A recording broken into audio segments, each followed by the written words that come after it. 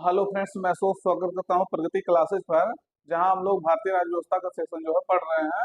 और भारतीय राज्य व्यवस्था में हम लोग आज मूल अधिकार यानी फंडामेंटल राइट्स के बारे में जो है इसका पार्ट 2 कवर करने वाले। जितने भी एमसीक्यू आए हैं फंडामेंटल राइट्स से उससे संबंधित जितने भी क्वेश्चन बनने वाले हैं या जो आए हुए हैं प्रीवियस ईयर में, उसको हम लोग कवर करने वाले हैं। तो बहुत महत्वपूर्ण जो है टॉपिक है फंडामेंटल राइट्स। आप कोई भी एग्जाम जो है देते होंगे तो देखते होंगे मूल अधिकार यानी फंडामेंटल राइट से जो है बहुत सारे क्वेश्चन आपके फंसते हैं। तो इसको आपको जो इसलिए पूरा ध्यान से देखना है। ये आने वाले एग्जाम में आप देखेंगे तो यहाँ से क्वेश्चन आपको जरूर मिलेगा। तो शुरुआत करते हैं पहले क्वेश्चन के साथ दोस्तों, और इसका पार्ट 1 जो है वो भी आप देख लीजिएगा क्योंकि उसमें भी बहुत महत्वपूर्ण महत्वपूर्ण क्वेश्चन जो है आपके मिलेंगे। अगला क्वेश्चन है, देखिएगा, भारतीय संविधान के अनुच्छेद 25 का जो है संबंध है यानी article 25 of the Indian constitution is related to. तो आर्टिकल 25 जो है वो किस चीज से रिलेटेड है ये आपको बताना है। तो विकल्प में है आपके जो है समता के अधिकार से, राइट टू इक्वलिटी, शोषण के अधिकार से, राइट अगेंस्ट एक्सप्लॉयटेशन, धर्म की स्वतंत्रता से, फ्रीडम ऑफ रिलीजन, अल्पसंख्यकों की स्वतंत्रता से। तो सही उत्तर आपका रहेगा फ्रीडम ऑफ रिलीजन है। ये आर्टिकल 25 जो है से संबंधित है। तो इसको आपको ध्यान रखना है। आप जो है जानिए आर्टिकल 25 टू 28, ये राइट टू जो है रिलीजन के बारे में वर्णन किया गया है यानी धर्म की स्वतंत्रता के बारे में वर्णन किया गया है। और अनुच्छेद 25 जो है आर्टिकल 25 है, इसमें व्यक्तिगत धार्मिक स्वतंत्रता के लिए बात की गई है। तो ये बात आपको ध्यान रखना है, किसके लिए की गई है? व्यक्तिगत धार्मिक स्वतंत्रता के लिए। तो आपका धर्म की स्वतंत्रता किससे संबंधित है? आर्टिकल 25 से। समानता का अधिकार आपको बता दिए आर्टिकल 14 है। शोषण के विरुद्ध अधिकार आर्टिकल जो है 23 और 24 दोनों में है। उसमें से जो है कुछ अलग होगा। अल्पसंख्यकों की स्वतंत्रता से जो है ये आपका कहाँ आ जाएगा? आर्टिकल 29 में आ जाएगा। तो ये आपके लिए महत्वपूर्ण है। अगला क्वेश्चन देखते हैं हम लोग, संविधान के किस अनुच्छेद द्वारा सिखों द्वारा, आप जानते हो सिख हमारे यहाँ जो है, कह रहा सिखों द्वारा कृपाण धारण करना जो है धार्मिक स्वतंत्रता का अंग जो है माना गया है। By which articles of the constitution is bearing of kirpan, यानी कृपान धारण करना, और किसके द्वारा? सिख के द्वारा। Consider a part of religious freedom, यानी आपको बताना है कि सिख लोग जो है कृपाण धारण करते हैं तो वो संविधान में उनको अधिकार दिया गया है कि हाँ वो कृपाण धारण कर सकते हैं। जैसे आप देखे होंगे जो आपको बता रहे थे, कोई भी हथियार लेकर के जो आर्टिकल 19 में कहा गया है, आर्टिकल 19 में कहा गया है, कोई भी हथियार लेकर आपको जो है रैली वगैरह नहीं कर सकते हैं। वो नहीं कर सकते हैं कि हाँ आप जो है धरना दे रहे तो हथियार लेके कर सकते हैं। लेकिन अगर सिख व्यक्ति है, सिख अगर कृपाण लिया तो उसको जो है ये नहीं माना जाएगा कि ये हथियार लिया है। उसको वो इसके धार्मिक स्वतंत्रता के अंतर्गत उसका आता है, उसमें सिख धर्म के लिए जो है अलाउ किया गया है।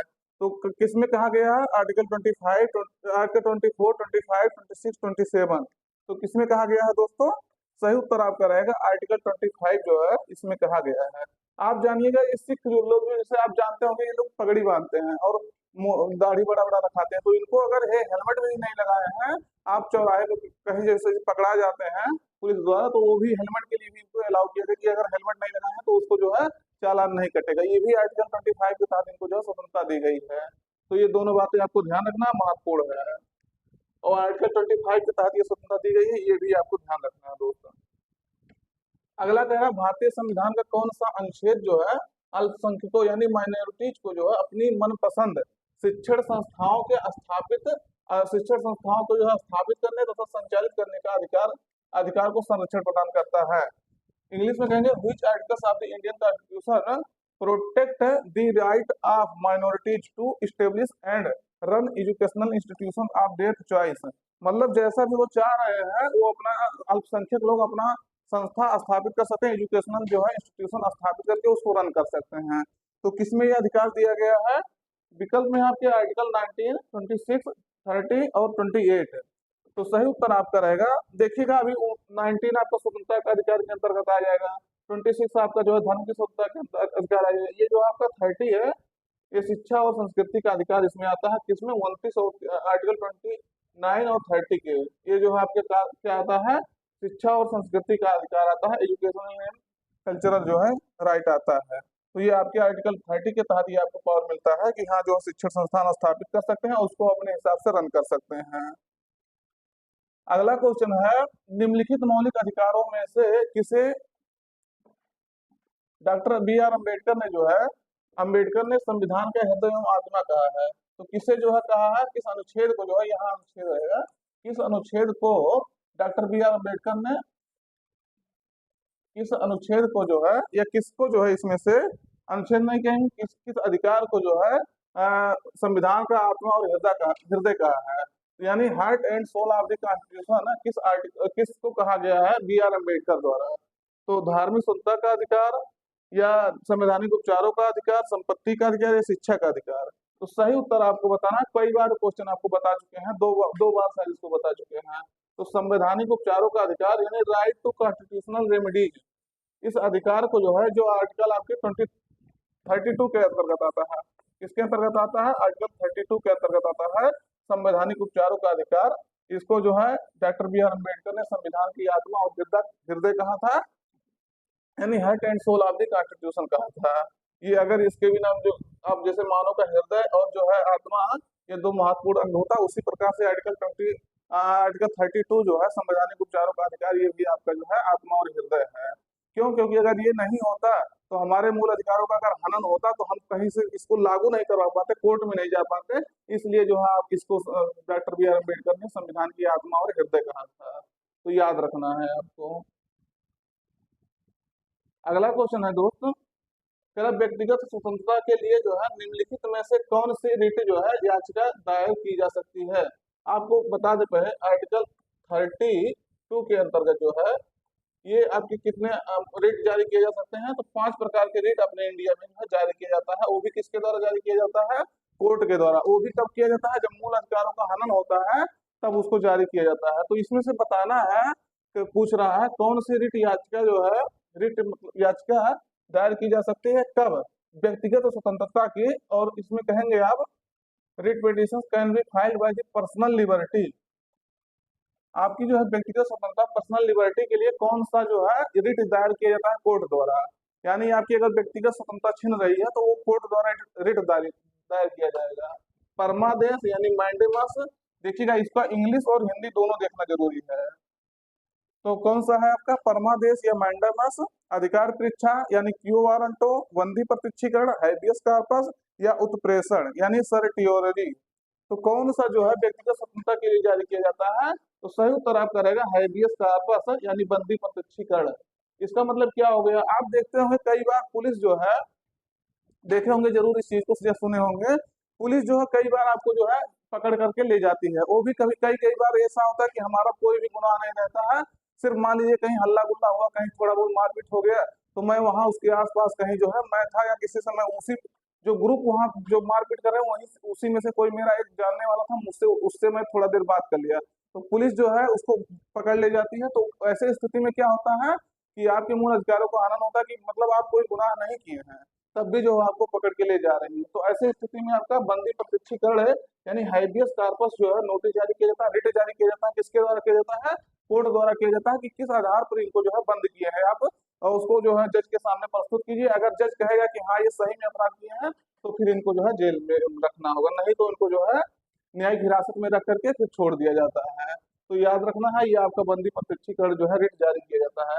5 रिट है, देखिएगा इसमें से एक परमादेश, अधिकार परीक्षा, बंदी प्रत्यक्षीकरण, उत्प्रेषण यानी इसको जो कहते हैं सर्टियोररी, और एक होता है आपका प्रतिषेध है, प्रोहिबिशन। ये 5 रिट आपकी जारी किया जाता है। किसके द्वारा जारी किया जाता है? कोर्ट द्वारा। और कोर्ट भी कौन कौन?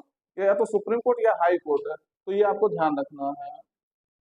अगला भी देखिएगा रिट से ही संबंधित क्वेश्चन है, करा निम्नलिखित में से किस स्थिति में जो है बंदी प्रत्यक्षीकरण याचिका जारी किया जाता है? यानी in which of the following situations ये habeas corpus petitions is issued.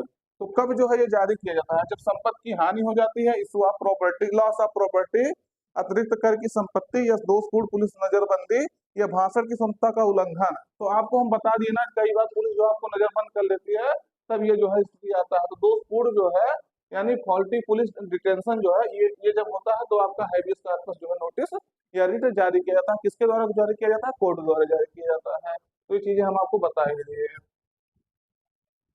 अगला दोस्त देखेंगे, निम्नलिखित में से किस याचिका का जो है शाब्दिक अर्थ होता है हम आदेश देते हैं, यानी which of the following petitions literally means be order, यानी बी ऑर्डर ये बी कमांड है, उसको बी कमांड भी कहते हैं। तो इसका किस में जो है होता है कि इसका किस याचिका के अंतर्गत ये आता है कि हम कमांड करते हैं बी ऑर्डर। तो आप बताएंगे बंदी प्रत्यक्षीकरण या परमादेश यानी हाइबियस कॉर्पस, मैंडेमस या क्यो वारंटो या सर्टियोरिटी। तो ये आपका सही उत्तर आएगा परमादेश, यानी मैंडेमस जो है इसके अंतर्गत आता है क्या, जिसका शाब्दिक अर्थ होता है हम आदेश देते हैं, यानी परमा आदेश। मैंडेमस बहुत बड़ा आदेश कोर्ट से आ गया है, मतलब ये कब जारी किया जाता है, जब जैसे मान लीजिए कोई प्रशासनिक अधिकारी है, कोई पुलिस अधिकारी है, वो अपने ड्यूटी को सही से नहीं निभा रहा है, कोई अथॉरिटी, तब जो है कोर्ट द्वारा जो है उसको आदेश दिया जाता है कि हम आदेश देते हैं, मतलब उससे पूछताछ किया जाता है कि आप जो है क्यों ये ड्यूटी नहीं कर रहे हैं, आपका ये कर्तव्य था, आपने ये कर्तव्य क्यों नहीं किया। तो उस स्थिति में जो है परमादेश जारी किया जाता है, किसके द्वारा, कोर्ट द्वारा जारी किया जाता है, न्यायालय द्वारा। तो ध्यान रखना है। अगला क्वेश्चन है निम्न समादेश में से कौन सा समादेश किसी अवैध व्यक्ति से जो है सरकारी पद को बचाने के लिए जो है जारी किया जाता है, यानी which of the following commands is issued to save the government positions of an illegal person. यानी आप देखते होंगे कई बार जो होता है, पहले इसको विकल्प देखिएगा, सर्टरी मैंडेमस प्रोहिबिशंस क्यू वारंटो, यानी इसका हिंदी देख लीजिएगा। तो कब जो है ये कोर्ट द्वारा जारी किया जाता है कि जैसे कोई सरकारी पद, कोई व्यक्ति जो इलीगल है, इलीगल मतलब उस पद को होल्ड करने के लिए उसके पास योग्यता नहीं है, लेकिन कई बार होता है कि वो पद जो है किसी प्रकार से वो धारण कर लेता है और उस पर बना रहता है। अगर किसी व्यक्ति को पता चल गया कि एक व्यक्ति जो है गलत तरीके से इसको धारण किया है, तो हम लोग किस आधार पर जो है जाएंगे कि ये जो है हमारे मूल अधिकारों का हनन हुआ, क्योंकि हो सकता है वो पद मेरे लिए हो और वो पद कोई दूसरा जो इलीगल पर्सन हो धारण कर लिया है। तो कब ये हम लोग जो है ये जारी किया जाता है कोर्ट द्वारा, हम लोग पिटीशन जारी करते हैं कोर्ट में।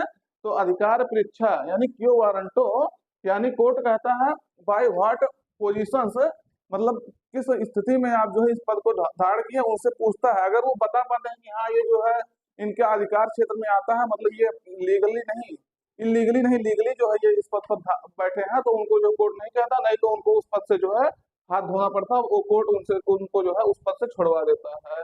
तो ये आपको ध्यान रखना है, क्यो वारंटो जो है रिट जारी किया जाता है अगर कोई पर्सन है वो इलीगली जो है बैठा है। तो देखिएगा यही होता है आपका मूल अधिकार पढ़ने का इतना महत्वपूर्ण टॉपिक है दोस्त। मूल अधिकार हम कह रहे हैं इंडिया के हर एक व्यक्ति को अपने मूल अधिकारों के बारे में उसको जो है जानना चाहिए। वो किसी भी, चाहे वो पढ़ रहा है नहीं पढ़ रहा है, कहीं क्या कर रहा है क्या नहीं कर रहा है, उससे कोई डजंट मैटर है, उससे कोई मतलब नहीं है कि क्या व्यक्ति वो क्या कर रहा है। लेकिन हम कह रहे हैं कि अपने अधिकारों को जानने के लिए हमें क्या कैसे स्थिति होनी चाहिए, उसके लिए उसको मूल अधिकार जो है पढ़ना चाहिए। अगर वो बढ़िया से मूल अधिकार, हालांकि मूल कर्तव्य भी मैं कह रहा हूँ, फंडामेंटल ड्यूटीज भी आपको पढ़ना चाहिए, लेकिन बहुत महत्वपूर्ण है कि आपका फंडामेंटल राइट्स जो है वो आपको जानना चाहिए कि क्या क्या मुझे अधिकार मिला है। अगर मैं आज यहाँ खड़ा होकर बोल रहा हूँ, आपके सामने लेक्चर दे रहा हूँ, तो ये मेरा मूल अधिकार है, मेरा फंडामेंटल राइट्स है, तब मैं बोल रहा हूँ। नहीं तो हो सकता है सरकार कोई ऐसा कानून निकाल देते, तुरंत कहते कि जो आप यहाँ पे नहीं पढ़ा सकते हैं, तो वो मेरा भी फंडामेंटल राइट्स है, इसीलिए जो है हम पढ़ा रहे हैं। तो अगला है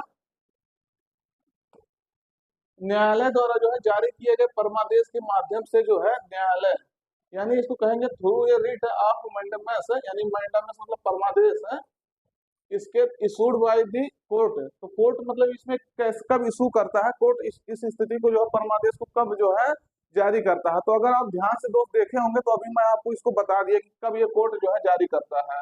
तो पहले विकल्प है किसी व्यक्ति को उपस्थित होने के लिए कह सकता है कोर्ट, इसके इस माध्यम से, परमादेश के माध्यम से, मैंडेमस के माध्यम से, या किसी व्यक्ति को कुछ समय के लिए जो है छोड़ा जा सकता है, या अपने अधीनस्थ न्यायालय से जो है केस मंगा सकता है, या किसी व्यक्ति या संस्था को जो है उनके सार्वजनिक दायित्व तथा कर्तव्यों का जो है पालन करने के लिए जारी किया जाता है। तो मैंडेमस कब जारी किया जाता है कोर्ट द्वारा, सही उत्तर आपका डी रहेगा, यानी किसी व्यक्ति या संस्था को जो है उनके सार्वजनिक दायित्व तथा कर्तव्यों का पालन करने के लिए जारी किया जाता है।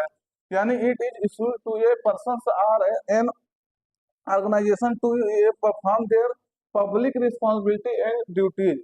अगर वो व्यक्ति जो है पब्लिक रिस्पॉन्सिबिलिटी और ड्यूटी नहीं निभा रहा, तब कोर्ट द्वारा इसको जो है जारी किया जाता है। तो ये आपको ध्यान रखना है। अगला क्वेश्चन दोस्त देखते हैं,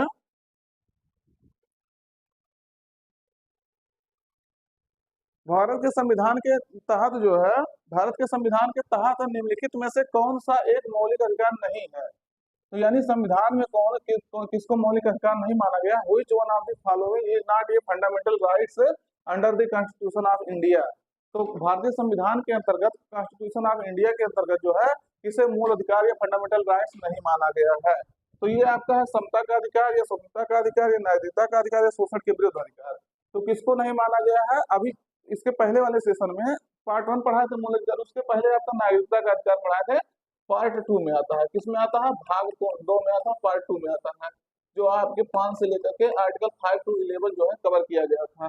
तो नागरिकता का अधिकार आपका जो है, ये आपका राइट टू सिटीजनशिप, ये आपका फंडामेंटल राइट्स नहीं है, बाकी सब आपके फंडामेंटल राइट्स हैं। तो ये बातें आपको ध्यान रखना है। अगला है संपत्ति के मूल अधिकार को जो है कब समाप्त किया गया?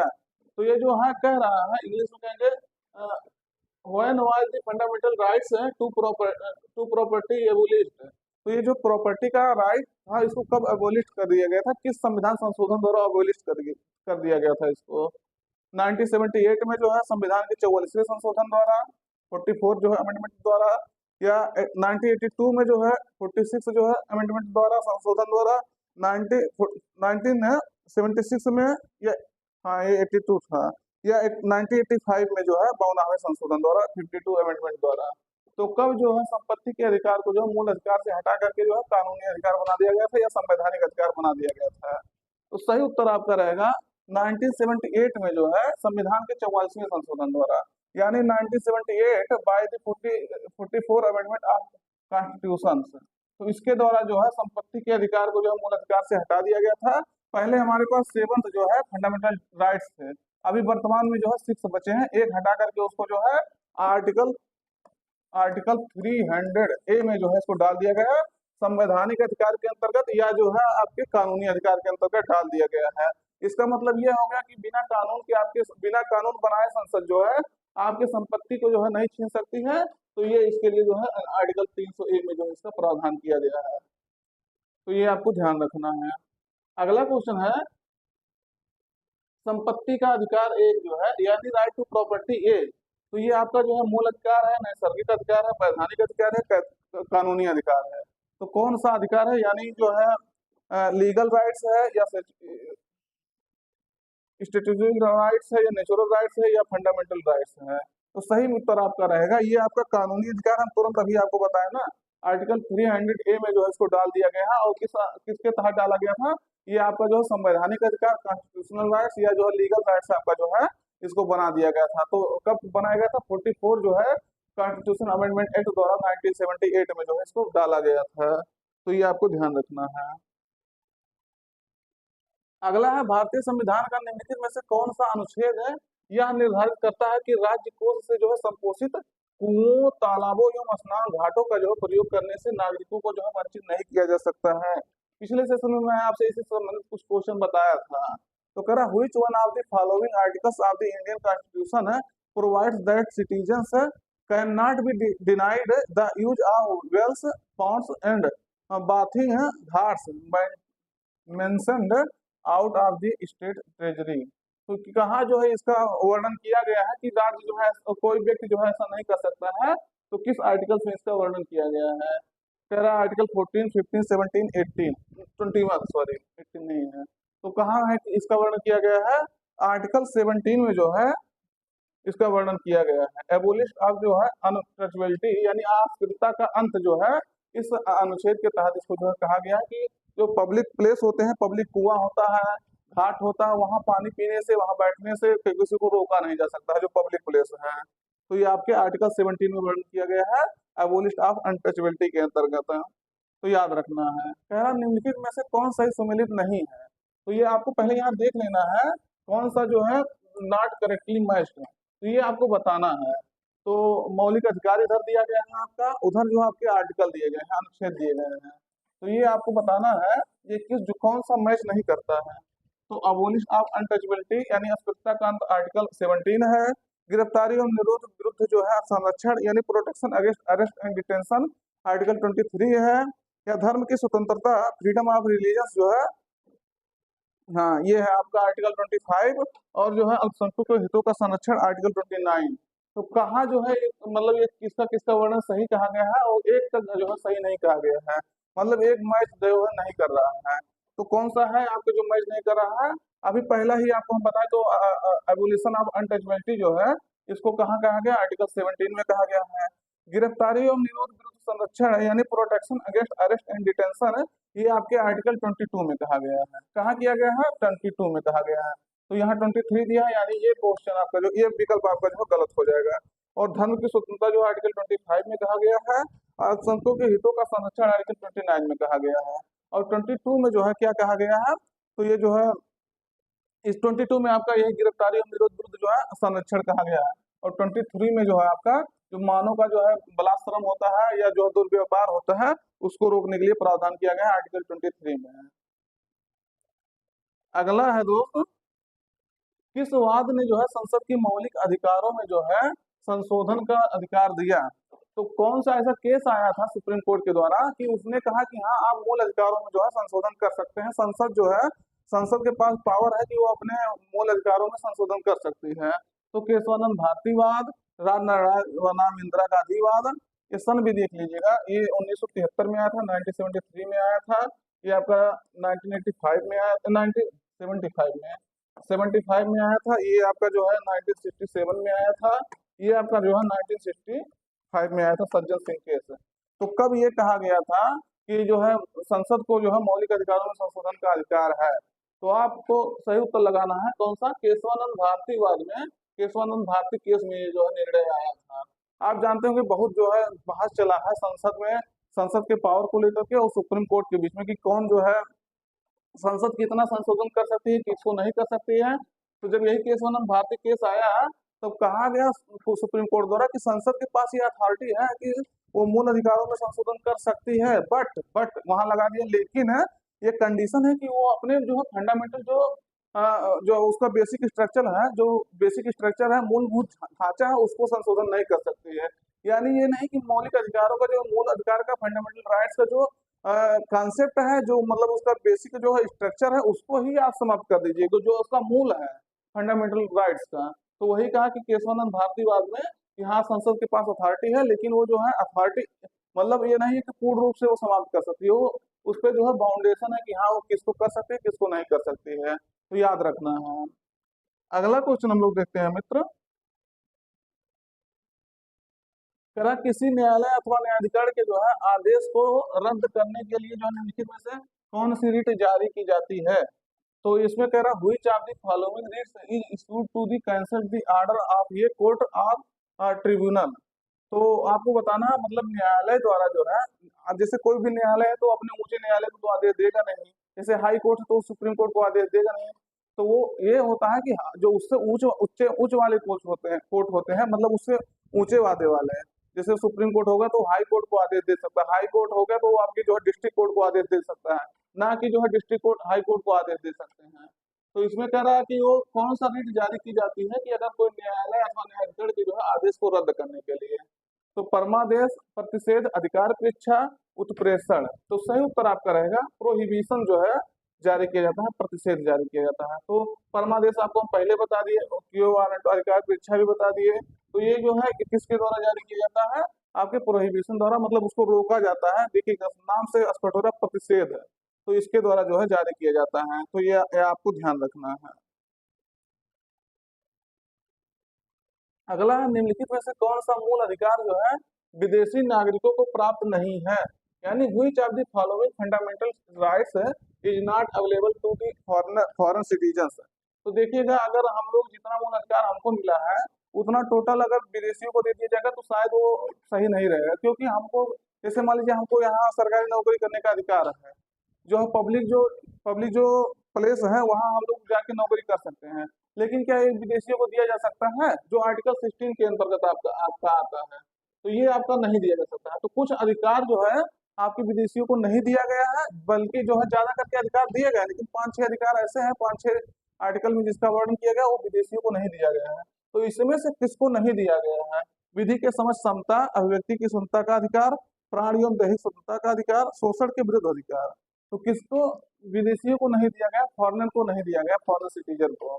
तो सही उत्तर आपका रहेगा अभिव्यक्ति एवं स्वतंत्रता का अधिकार जो है, यानी right to freedom and freedom of expression, इसको विदेशियों को नहीं दिया गया है, जो आर्टिकल 19 के अंतर्गत आपका कवर होता है। तो आप देखेंगे आर्टिकल जो है 15, 16, 19, 29 और शायद 30, हाँ 30 भी है। तो ये सब अधिकार आपको जो है किसको नहीं दिए गए हैं, विदेशियों को नहीं दिए गए हैं। इतना अधिकार बाकी सब में जो है दिया गया है।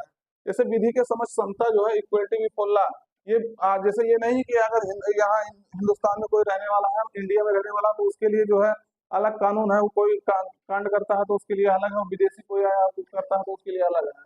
तो विधि के समझ समता जो है समान है, सबके लिए समान है, मतलब कानून सबके लिए समान है, ये कह रहा है। अगला है परमादेश याचिका यानी रिट ऑफ मैंडेमस का क्या अर्थ है, यानी what is the meaning of the writ of mandamus. तो हम आदेश देते हैं इस वारंट द्वारा आपके पास शरीर होना चाहिए, you must have your body, प्रमाणित होना, to be A certified.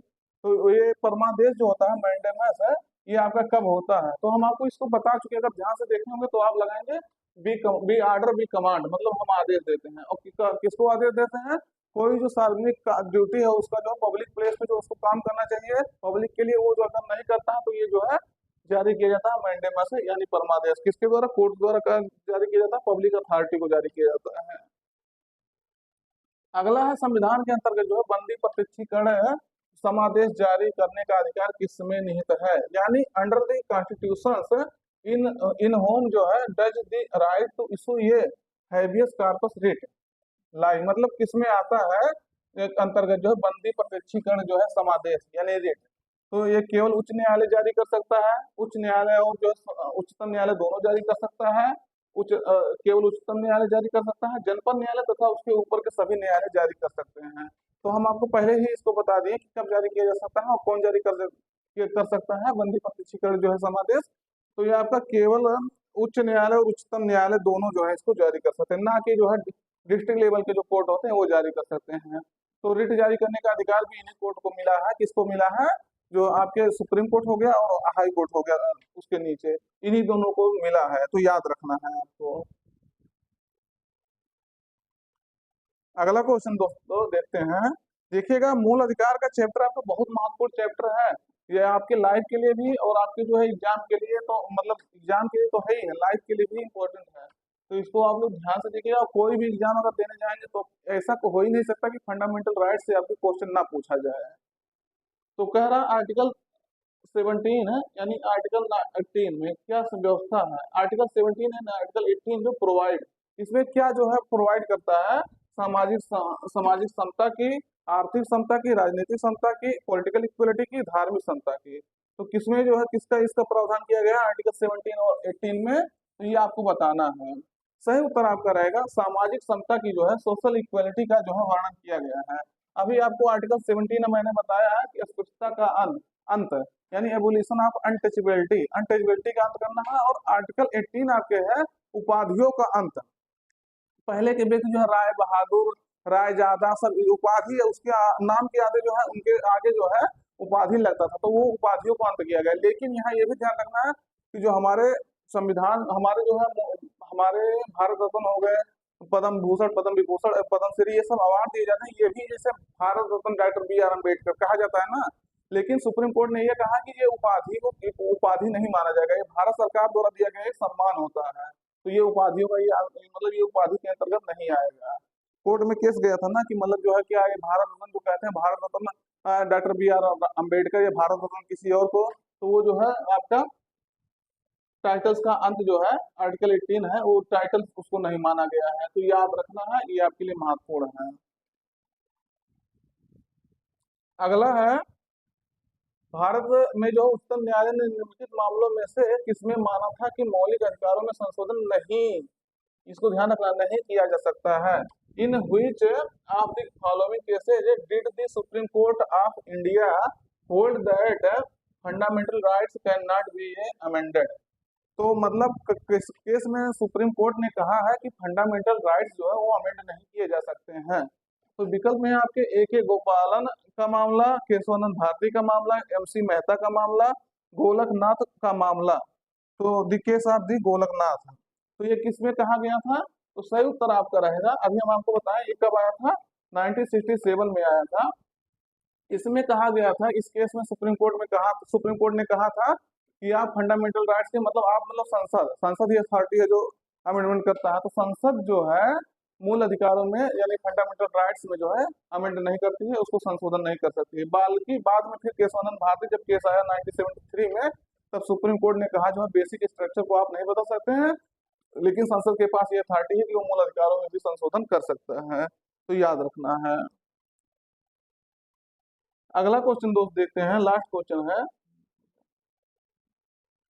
Question है देखिएगा, कह रहा भारतीय नागरिकों के मौलिक अधिकारों के जो है युक्ति युक्त प्रतिबंधों के आरोपित जो है करने की शक्ति किसके पास है, यानी who has the power to impose reasonable restriction on the fundamental rights of Indian citizens, तो किसके पास ये अथॉरिटी दिया गया है कि रीजनेबल रिस्ट्रिक्शन लगा सकता है फंडामेंटल राइट्स पर? उच्चतम न्यायालय, संसद, राष्ट्रपति, संसद और विधानसभा, तो किसके पास है? तो अभी हम आपसे बताए ना, संसद के पास ही पूरा अथॉरिटी है कि उसको जो है अमेंड कर सकता है, रीजनेबल रिस्ट्रिक्शन लगा सकता है, तो ये आपके किसके पास है? पार्लियामेंट के पास है, इसको आपको ध्यान रखना है। तो दोस्त आज का जो है हम लोग आज करंट अफेयर का सेशन कवर कर लिए, सॉरी सॉरी फॉर दैट, तो हम लोग आज जो है फंडामेंटल राइट्स का सेशन कवर कर लिए। अब हम लोग जो है अगले सेशन में directive principle of state policy यानी राज्य के निर्देश तो जितने भी महत्वपूर्ण क्वेश्चन वहां से आए हैं उसको हम लोग कवर करेंगे, तो इसको आपको ध्यान रखना है। फिर हम लोग नए सेशन में मिलते हैं, दोस्तों तक में शेयर कर दीजिएगा, जिससे जो है उनको भी जानकारी मिल सके कि हाँ कुछ ऐसा डिस्कशन कराया जा रहा है। तो मिलते हैं फिर नए सेशन में, थैंक यू।